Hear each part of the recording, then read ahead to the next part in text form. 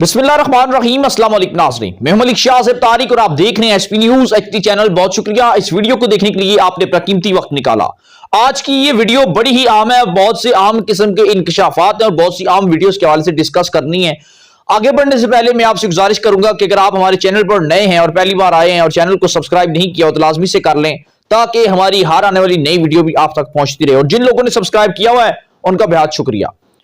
नाज़रीन इकराम, इस वक्त पंजाब असम्बली के अंदर एतमाद के वोट के हवाले से गहमा गहमी है। ऐसी एक गैर यकीनी सूरत हाल पैदा हुई है कि जिसके ऊपर तजिया करना या तबसरा करना या रिमार्क्स देना किसी भी तरफ जा सकते हैं, गलत भी हो सकते हैं, दुरुस्त भी हो सकते हैं।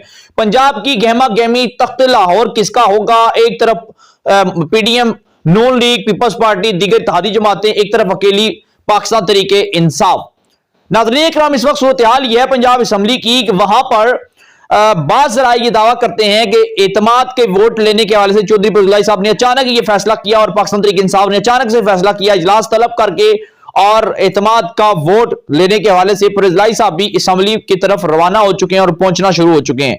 पाकिस्तान तरीके इंसाफ के बहुत से कारकुनान वहां पर पहुंच चुके हैं। वहां पर राना सनाउल्लाह साहब भी मौजूद हैं। मीडिया नुमाइंदगान और ज़राए का यह दावा है तकरीबन 160 से लेकर 170 वोट्स जो है इस वक्त तक पाकिस्तान तरीके इंसाफ और फजलाई साहब के वहां पर मौजूद हैं। लेकिन चाहिए कितने? 186।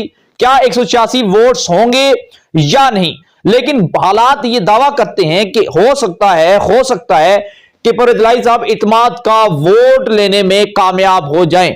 इस हवाले से मजीद क्या अपडेट आएंगी, जैसे ही इस हवाले से कोई मजीद अपडेट आती हैं उसके ऊपर तो डिस्कस करेंगे। हम पहले चलते हैं जनरल कमर जावेद बाजवा की तरफ। जनरल कमर जावेद बाजवा साहब दुबई पहुंच गए हैं और इस सारी सूरत हाल के बाद आज पाकिस्तान तरीके इंसाफ के जो साबिक रहनुमा थे फैसल वाडा साहब, उन्होंने एक इंटरव्यू दिया और इस इंटरव्यू के अंदर बहुत से उन्होंने इंकशाफ किए। अच्छा, इंकशाफ भी बड़े हैरान कुन और बड़े पाकिस्तान के अंदर एक ट्रेंड है, आपने हमेशा उसी की पकड़ी उछालनी है, उसी को हाथ डालना है जहां से आपको रेटिंग मिले, कुछ हासिल हो।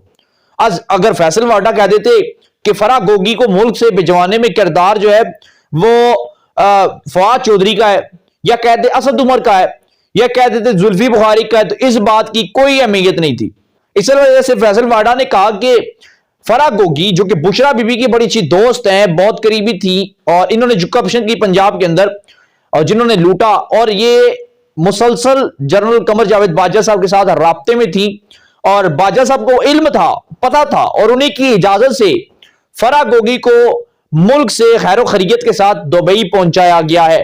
और ये समझिए दूसरी तरफ अगर बात सोची है तो ये एक एनआरओ था और फैसल वाडा साहब ने कहा कि ये मुल्क से जाने की इजाजत फराह गोगी को जनरल बाजवा ने दी थी, और उसके बाद वो फराह गोगी दुबई पहुंच गई थी। अब एक और बड़ी इसके अंदर एक उस हालात और वाकयात को जोड़ने की कोशिश की गई, वो ये था कि आज जनरल कमर जावेद बाजवा साबिक आर्मी चीफ वो भी दुबई पहुंच चुके हैं। बहुत से सोशल मीडिया पर सार्फिन ये कह रहे हैं कि जी कि बाजवा साहब ने फराह गोगी को दुबई पहुंचाया था, अब बाजवा साहब भी फराह गोगी के पास दुबई पहुंच गए हैं लूटा हुआ माल आदा करने के चक्कर में। इस तरह की कुछ मुबैना किस्म की एक खबरें चल रही हैं फैसल वाडा साहब के इंकशाफात के बाद। इंकशाफात भी किस तरह होते हैं कि पता नहीं चलता कि कितनी हकीकत है, कितना सच है, कितना झूठ है। इस हवाले से इन्हें खुद नहीं अंदाजा होता। ये बाहर निकले, इनसे पूछेंगे कि क्या जो अंदर आपने कहा था इंटरव्यू के अंदर, वो दूसरा कहेंगे जी नहीं हमने ऐसी बात तो नहीं की, हमारे बयानात को जोड़ तोड़ कर जोड़ा जा रहा था।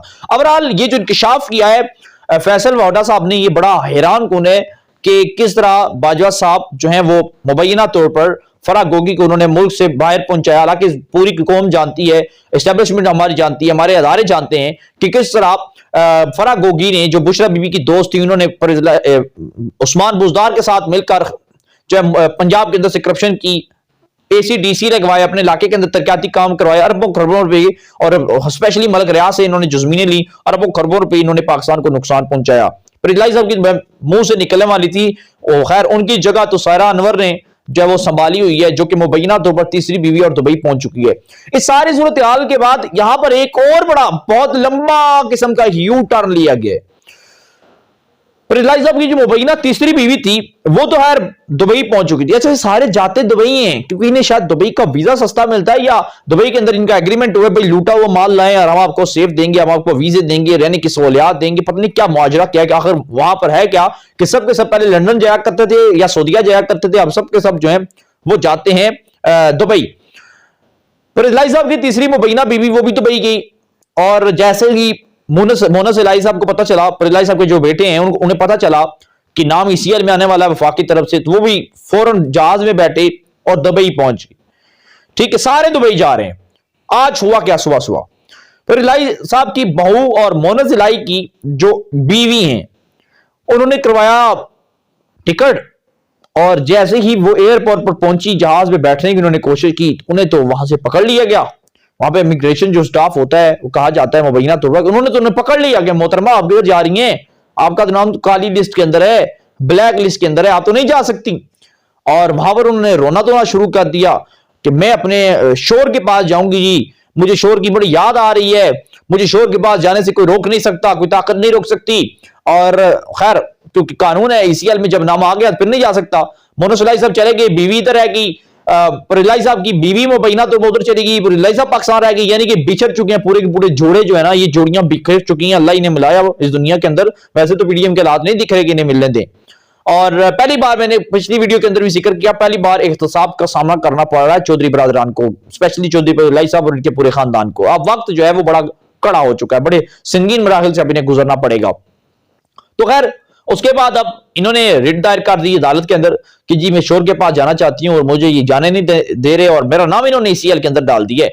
और ये मामला है कि भागने की तैयारियां एक से कर दूसरा, दूसरे से तीसरा, तीसरे चौथा, सब के सब आहिस्ता आहिस्ता करके भागने की तैयारियों में मसरूफ हैं। अगर इत्तेमाद के वोट के अंदर आज नाकाम होते हैं तो फिर मैं समझता हूं कि फिर सीधा डायरेक्टली अडयाला या फिर लाहौर की जेलों के अंदर ये लोग जबकि पीस रहे होंगे। मामलात ऐसे होते हुए दिखाई दे रहे हैं क्योंकि पीडीएम इनके ऊपर बड़ी तप्पी हुई है। तप्पी समझते ना, बहुत इन्हें बहुत इनकी खारिज जो थी ना वो ठंडी करने की तैयारियां अब लगे हुए हैं। राना सनाउल्लाह साहब वहां पर बैठे हुए हैं, वहां पर उन्होंने पूरी जो है फौज रखी हुई है अपने साथ कि जैसे ही इत्तेमाद के वोट से नीचे गिरे तो आपने फौरी तौर पर बंद कर देना, दरवाजे निकलने नहीं देना। ये राना सनाउल्लाह जो है ना उन्होंने पूरी प्लानिंग कर ली है।